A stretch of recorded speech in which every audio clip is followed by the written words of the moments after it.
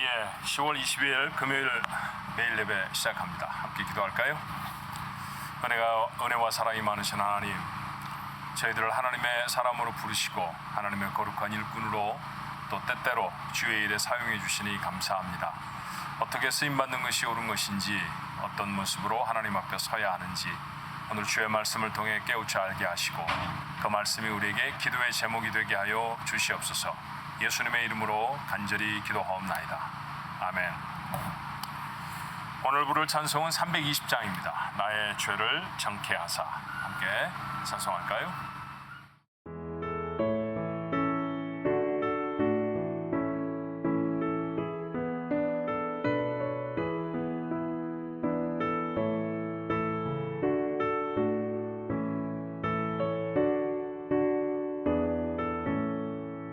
나의 죄를 정케 하사 주의 일꾼 삼으신 구세주의 넓은 사랑 항상 찬송합니다. 나를 일꾼 삼으신 주 크신 능력 주시고 언제든지 주 뜻대로 사용하여 주소서. 내게 부어주시려고 은혜 예비하신 주의 은혜 채워주사 능력 있게 하소서. 나를 일꾼 삼으신 주 크신 능력 주시고 언제든지 주 뜻대로 사용하여 주소서.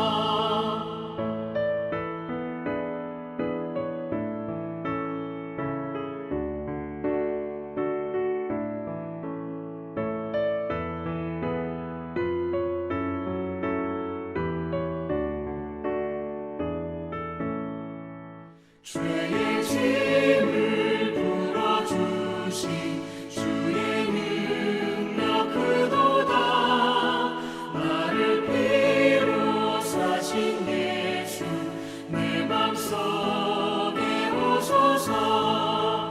나를 일꾼 삼으신 주 크신 능력 주시고 언제든지 주 뜻대로 사용하여 주소서. 주여 내게 성령으로 충만하게 채우사 생명수가 강물처럼 흐르게 하옵소서. 나를 일꾼 삼으신 주 크신 능력 주시고 언제든지 주 뜻대로 사용하여 주소서.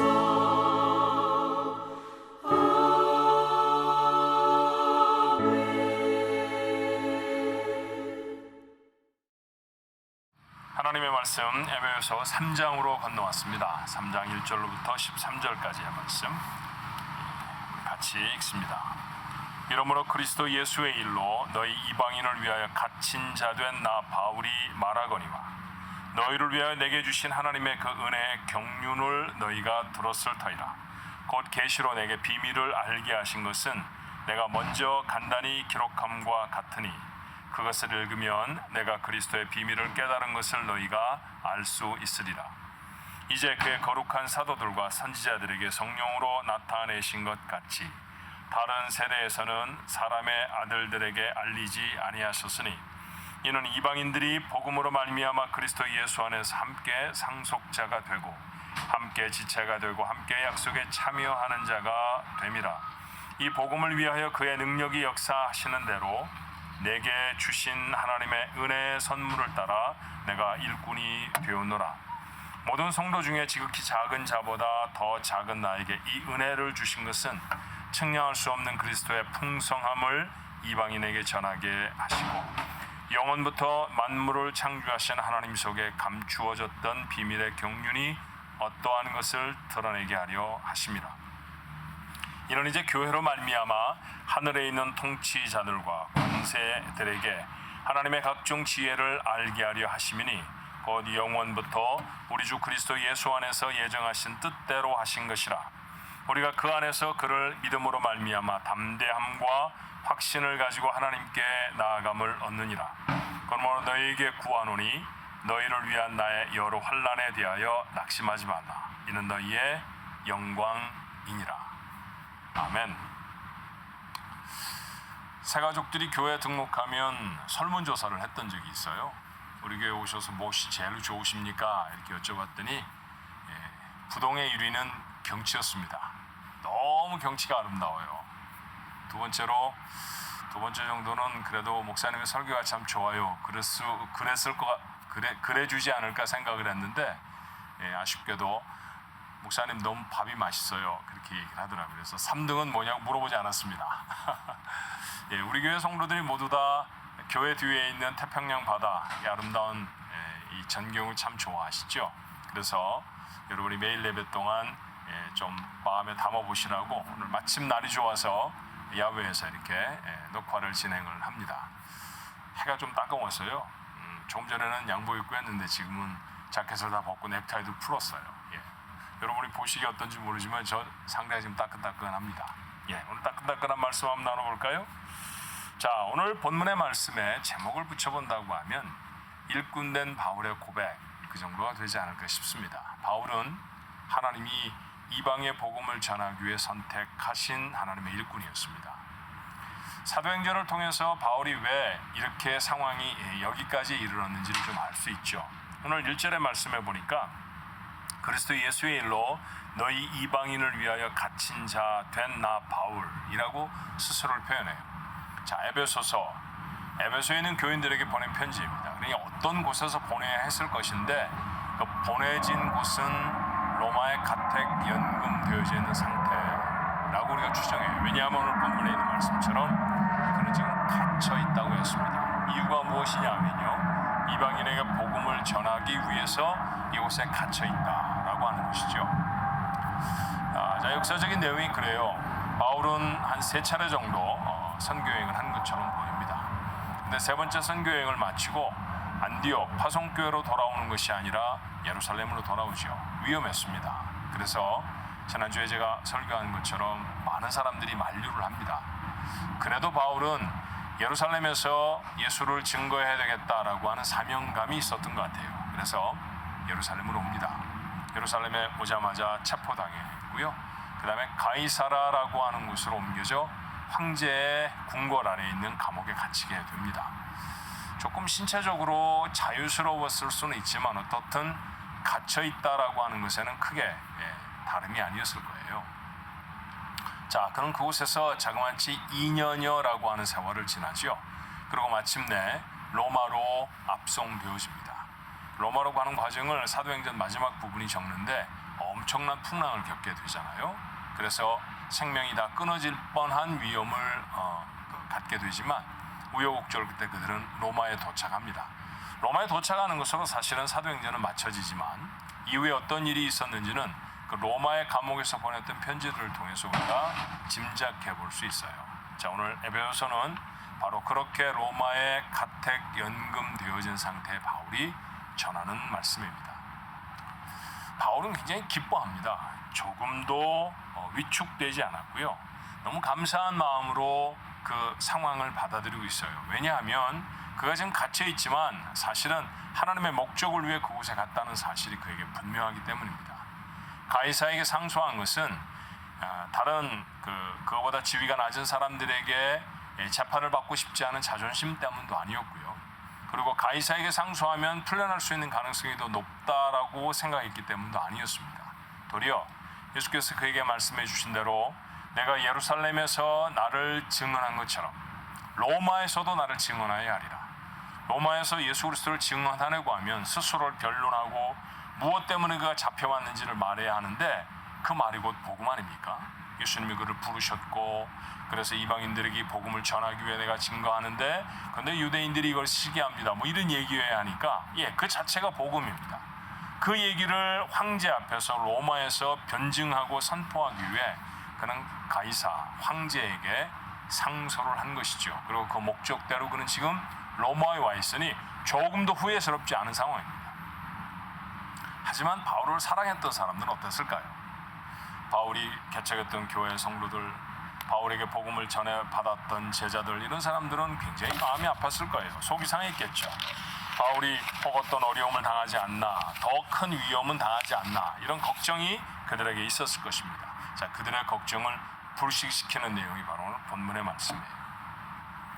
바울은 자신의 일꾼 되어짐을 무엇라고 고백하던가요? 그 첫 번째는 하나님의 은혜로 된 것입니다. 그렇게 말해요.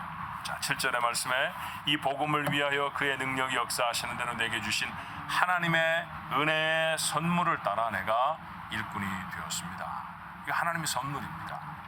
지금 상황이 감옥에 갇혀 있고 내가 뭐 어렵고 그런 것을 보지 마시고, 이렇게 하나님이 나를 사용하시는 것 자체가 너무나 큰 하나님의 은혜입니다.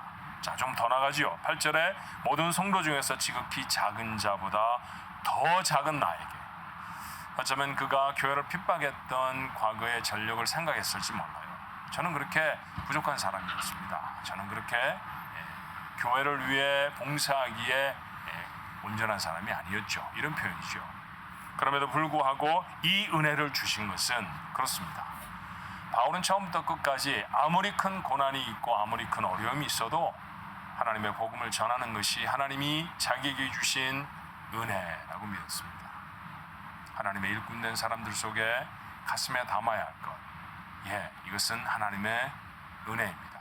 그 부르심의 직분이 저처럼 복음을 전하는 지금 목사이든지 아니면은 장로이든지 권사이든지 안수집사이든지 평신도이든지 그 모두를 다 막론해서 하나님이 우리에게 어떤 자리든 하나님이 허락하시는 복음 전파의 일꾼으로 세우셨다고 하면 그것이 은혜라는 사실을 잊지 마십시오. 두 번째, 이 은혜를 받고 보니까 하나님과 엄청 가까워졌습니다. 오늘 본문에 바울이 자신이 받은 복음에 대한 표현이 특별한 표현이 있어요. 바울의 서신서에 자주 등장하는 표현인데요, 비밀이라는 표현입니다. 하나님이 내게 비밀을 알게 하셨습니다. 그리고 그 비밀을 전합니다. 그 비밀은 뭐 우리도 다 알죠. 그 사실은 뭐냐 하면 이방인들에게 복음을 전해서 하나님의 백성이 되게 하시려고 하는 하나님의 큰 계획, 이게 유대인들은 모르고 있었던 거니까 바울에게 알려진 것이니까 바울에게는 비밀이라는 거예요. 근데 그가 비밀이라고 표현했을 때 그게 의미심장하다고 저는 생각해요. 여러분도 비밀이 있으시죠? 누구하고 비밀을 나누시나요? 예컨대 이런 거예요. 집에 들어갈 때 만약에 여러분의 집 대문을 여는 것이 이런 키라든지 뭐 그런 것이 아니라고 하면 컨비네이션 키를 눌러야죠. 뭐 1, 2, 3, 4를 누른다든지 뭐 5, 6, 7, 8을 누른다든지 이런 비밀번호가 있잖아요. 그 비밀번호 동네 사람들에게 다 알립니까? 대문 앞에 이렇게 써놓나요? 우리 집의 비밀번호는 1, 2, 3, 4입니다. 그런 건 비밀이라고 안 하죠. 비밀은 식구들끼리 나눕니다. 제 방에도 컨비네이션 키가 걸려 있는데요. 이제 제 방의 컨비네이션 키를 뭐 우리 교육자들은 다 알고 있습니다. 왜냐하면 저하고 가까운 사람들이고 언제나 출입할 수 있는 사람들이기 때문에 그래요. 여러분, 비밀이라는 것은 가까운 사람과 나눕니다. 바울이 지금 자기가 받은 하나님의 메시지를 비밀이라고 표현하는 것은 이런 얘기죠. 저요, 하나님의 일꾼되고 하나님하고 무지하게 가까워졌습니다. 하나님이 나한테 비밀을 말씀해 주셨다니까요. 맞아요. 그런 겁니다. 만약에 어떤 사람이 여러분을 불러서 내가 당신을 믿습니다. 저희 집에 금고가 있는데요, 금고의 비밀번호가 이것입니다. 내가 당신을 믿어서 이 번호를 알려드립니다. 그러면 그 금고 안에 있는 것들을 다 내가 가지고 갖게 되는 것은 아니라 할지라도 이 사람이 나를 이렇게 신뢰하는구나, 이 사람이 나를 이렇게 믿어주는구나 라고 하는 사실을 알게 되지 않겠어요? 하나님이 일꾼으로 우리를 부르셨다고 하면 그만큼 우리는 하나님 앞에 가까워진 것입니다. 하나님과 가까워짐, 이것이 바울에게 너무너무 큰 기쁨이 되어졌다라는 것이죠. 세 번째, 바울이 자신의 사역을 어떻게 인식하고 있을까요? 그 스케일이 엄청나다고 하는 사실을 그가 압니다. 자, 10절은 이런 표현이잖아요. 이는 이제 교회로 말미암아 하늘에 있는 통치자들과 권세자들에게 하나님의 각종 지혜를 알게 하려 하심이니. 땅에 있는 어떤 나라의 왕, 황제 그런 정도가 아닙니다. 하늘에 있는 통치자들, 하늘에 있는 권세, 이런 것들을 동원하는 것이죠. 교회를 통해 그런 일을 하신다는 거예요. 바울이 험난한 여정을 통해 로마에 도착했고 조그마한 셋집에 가택연금이 된 상태로 그가 오는 사람들을 제한적으로 만나며 복음을 정말 저렇게 형편없는 인생이 됐어. 아니라는 얘기입니다. 그가 지금 복음을 따문따문 전하는 그 몇몇 사람들에게 전해지는 복음이 적은 것이 아니라 하늘의 놀라운 일들을 이루어내는 하나님의 기적 같은 역사라는 것이죠. 찬양대를 하면서 저는 종종 찬양대를 위해 기도할 때 이런 기도를 합니다. 천사들에게 맡기셨던 사명을 맡겨주셔서 감사합니다. 맞아요. 여러분이 찬양을 하는 하나님의 사명을 받았다고 하면 그것은 천사가 감당하던 것이었습니다. 여러분의 찬송 소리에. 그것이 성악을 공부해서 목소리가 다듬어지고 아주 깊은 성량을 내는 그런 소리가 심지어 아니라 할지라도 여러분에는 그 찬송 소리에 온 천지가 하나님을 경배한다는 사실 아십니까? 하나님 우리가 복음을 전하셨습니다. 내가 만나는 아주 작은 사람, 이름 없는 한 사람, 우리의 가족, 그들에게 복음을 전할 뿐이라 할지라도 그 전해지는 복음으로 말미암아 온 우주의 통치자가 하나님의 뜻을 알게 되는 하나님을 선포하는 사건이라는 것이죠. 오늘 의미심장한 표현은 교회로 말미암아라는 것입니다. 맞아요. 바울은 혼자 자기가 프리랜서로 이곳저곳을 다니며 복음을 전하는 사람이라고 말하지 않습니다. 교회를 통해 나는 하나님의 일을 합니다 라고 말하는 것이죠. 그렇다고 하면 여러분과 저도 마찬가지 아닙니까? 샌프란시스코의 중앙장로교회라는 교회를 아는 사람은 이 지구상에 모르는 사람이 훨씬 더 많습니다. 그러나 우리가 지구의 한 모퉁이에서 하나님의 사역을 이렇게 감당해낼 때 이것은 우주적인 사건이라는 사실을 우리가 잊지 않아야 합니다. 아주 작은 몸짓 하나도 하나님이 사용하셔서 하나님이 이 세상에 하나님의 일을 이루시고 있는 도구라고 하면 그건 얼마나 어마어마한 부르심이겠습니까? 그래서 바울은 감옥에 갇혀 있어도 아무런 두려움이 없었습니다. 그래서 성도들에게 오늘 본문을 통해 그렇게 말하죠. 그러므로 너희에게 구하노니 너희를 위한 나의 여러 환난에 대하여 낙심하지 말라, 걱정하지 말라라는 얘기예요. 이렇게 내가 기쁜데, 이렇게 하나님의 어마어마한 복을 받은 사람인데 왜 나를 위해서 걱정하느냐라는 것입니다. 작은 일을 교회에서 맡길 때에도 그것을 부담스러워하고 안 하려고 하는 그런 풍조가 만연한 오늘날의 사태를 오늘 이 말씀은 지적하고 있는 것 같아요. 여러분, 하나님의 어떤 부르심 앞에 서 있든지 아멘하십시오. 아무에게나 맡겨지시는 일이 아닙니다. 하나님의 귀하고 복된 일을 맡았을 때 그것이 엄청난 우주적인 사건이라는 사실을 기억해야 합니다. 그리고 하나님의 일 앞에 나아갈 때 우리는 하나님과 깊은 교제를 나눌 수 있습니다. 그런 멋진 아름다운 그리스도인의 삶, 일꾼된 사람에게 주어진 하나님의 축복이죠. 이 축복 여러분이 감격으로 누리게 되시기를 주님의 이름으로 축원합니다. 기도할까요? 은혜와 사랑이 많으신 하나님, 오늘 바울은 감옥에 갇혀 있으면서도 자신을 일꾼으로 불러주신 하나님 앞에 감사하며 찬송을 합니다. 얼마나 놀라운 은혜인지, 얼마나 하나님과 가까워졌는지, 그가 하고 있는 일이 얼마나 어마어마한 우주적인 사건인지 그것을 생각하면 가슴이 떨렸습니다. 그러니 좀 불편하고 몸이 괴로운 것 정도는 아무것도 아니었죠. 오늘 우리의 삶에 어떤 도전이 있어야 하겠습니까? 크고 작은 교회 여러 거룩한 일들이 있습니다. 복음을 전하는 일, 다른 사람을 섬기는 일, 하나님의 교회 예배당을 돌아보는 일, 다 하나님의 일인데 하나님, 우리는 굳은 일처럼, 하기 싫은 일을 겨우 하는 것처럼 우리가 그렇게 서 있지 않습니까? 하나님, 그러지 않게 하여 주옵소서. 하나님의 부르심이 어마어마한 하나님의 은혜라고 하는 사실을 깨닫고 그 앞에 나아갈 때 하나님과의 교제가 더 깊어지며 남이 하지 못하는 하나님의 놀라운 은혜를 경험할 수 있는 우리 가족들이 되게 하여 주시옵시고, 우리가 늘 읽는 이 바울의 사건이 바로 우리의 삶 속에서 일어나고 감당될 수 있는 복된 사건이 되어지도록 축복해 주시옵소서. 오늘 한나를 사랑하는 우리 가족들에게 이 다짐이 새로워지게 하시기를 소원하옵고 예수님의 이름으로 기도하옵나이다. 아멘.